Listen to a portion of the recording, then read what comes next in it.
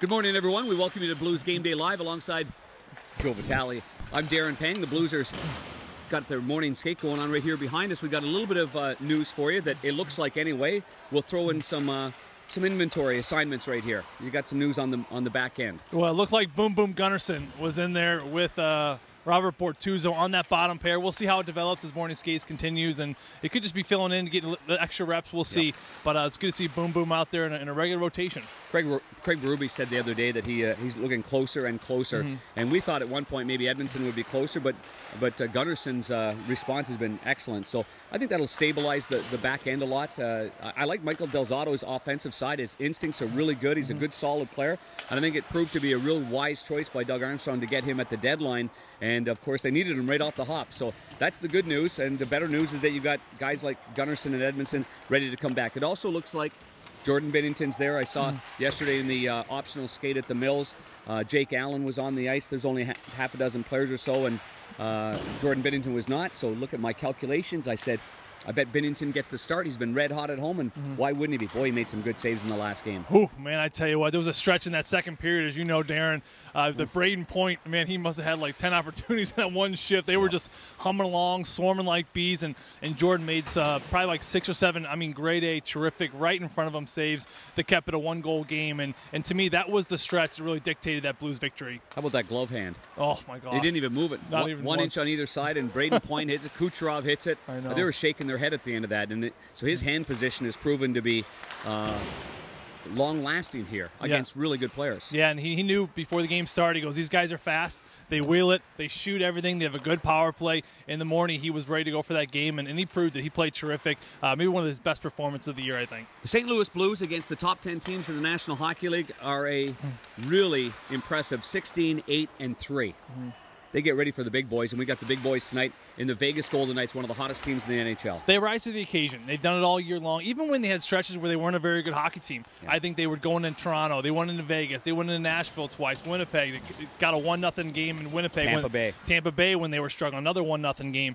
This team has been proven to play very well. And Craig Berube touched on it after the game versus Tampa Bay. He said, listen, we're a good team. There's a structure. There's a way to play the game. When we get to that way of playing, when we play with pace, when we play with that urgency, when we have a good forecheck, when we're sticking around battles, we're one of the best teams in the league. And to be the best, you have to beat the best. And the Blues have been doing that. Speaking of Craig Berube, I like how he said it to his team before the game against Tampa Bay the other night. They're a good team.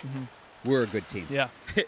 Very simple words there. Yeah, they have 120 points. I would put them on the really great team, but I like the way he said it. Yeah. He doesn't get too excited about things, but he says you're a good team, so play like a good team. You want to instill some confidence, and that's what he's done since he's taken over. This team should play with swagger. They've earned that. They've earned the right to have some swagger. They've earned the right to have a game where they're either up by 2 goals or they're down by 2 goals, to still have that feeling on the bench that they're not going to lose this game. The Blues have earned that, and I think it's a great thing for Craig Berube to instill in that in his players. Speaking of confidence, how about Braden Shen on that game-winning goal in Tampa Bay on the breakaway in overtime, and then the game-winning goal in the last game 2 nights ago with that little spinorama between the legs, backhand attempt that went over hit the stick of the goalie, popped over his arm, and then into the net. So it's nice to have the big boys, because I thought Tarasenko had a really good start to that last game, maybe his best start since he returned, and Braden Shen as well. They needed it. I think Vladimir needed a good game to get his confidence back. The first 2 games back from injury, I don't think it was where he wanted it to be. I think that Braden Shen game-winning goal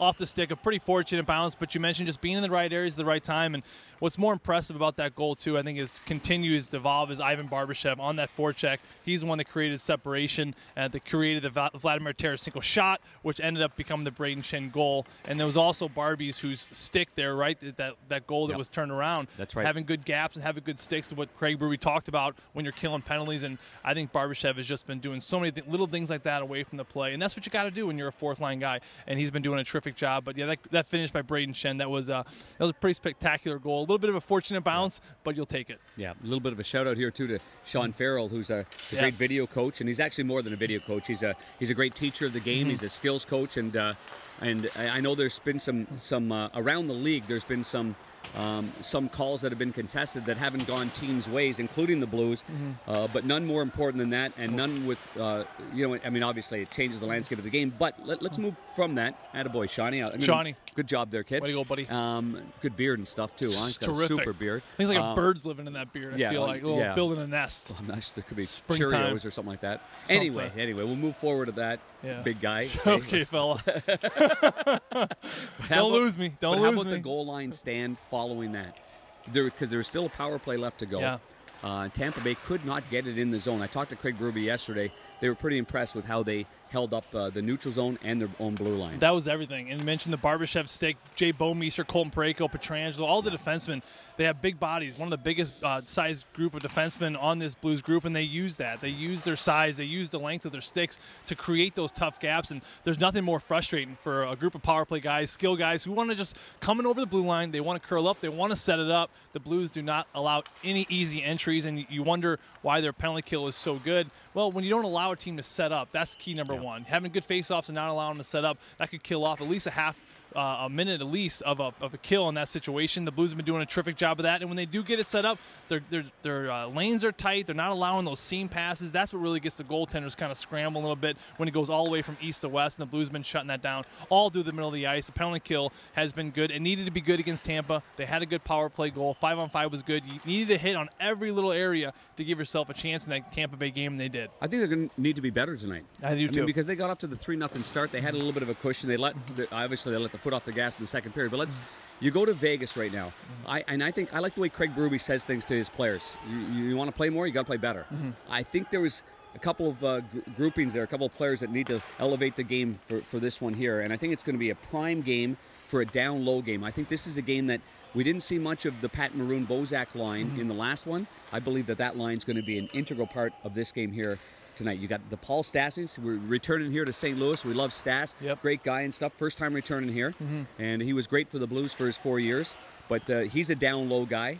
And the Maroon, Bozak, and Thomas line, I think they're going to be the one to watch tonight. I do too, and I think that to be good below the goal line is really important. I think it's one of the big identities of this team. They're not a track meet kind of game. They don't want to play the way Tampa plays. They don't want to turn the puck over and just go with speed and try to create amen rushes. It's not their game. Very well. It doesn't their game. You want to get to the offense zone. You want to spend time down low, and Pat Maroon's line has been the best line at doing that all season long. I think the most consistent, especially as of late. I think that's where this game will be won. It'll be won below the goal line. But you mentioned the depth of Tampa. I think the depth of this Vegas team, even with Pacioretty, who's maybe still out, I think with injury, we'll see tonight. They play a hard game. Oh, they're hard, and they play hard down low, and they play together. You asked David Perron about the intangibles of this group and how they play for each other and together, well coached. They're getting good goaltending, even though Flowers been out. They're going to have PK Subban's brother back there, who's been playing terrific hockey. He's looking more and more comfortable. Malcolm's looked real good in that. As he's playing and starting games, he's looking more and more comfortable as well. This is going to be a dogfight tonight. Yeah, it's going to be a real good fight there. They've got Stone from Ottawa. He looks like he's going. Alex Tuck is rolling. Yep. You've got Stastny back. You mentioned Pacioretty, so I'm looking forward to this matchup. We got a magic number for you. You do the math, kid. You went to Northeastern. You can do the math. The magic number is 3. 3.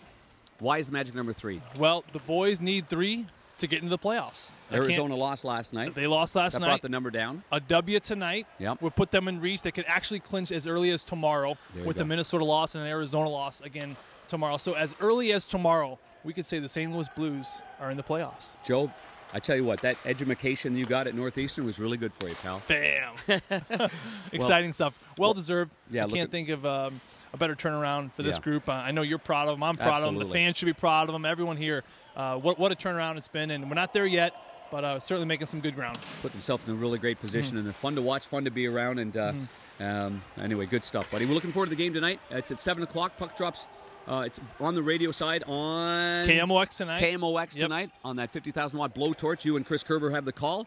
6:30 pregame show. The same thing on Fox Sports Midwest with Emmy Award-winning John Kelly doing play-by-play. The pregame show with Scott and Bernie. That'll begin at 6:30 as well on the TV side. Hope you enjoy your day, everybody. For Joe Vitale, I'm Darren Pang.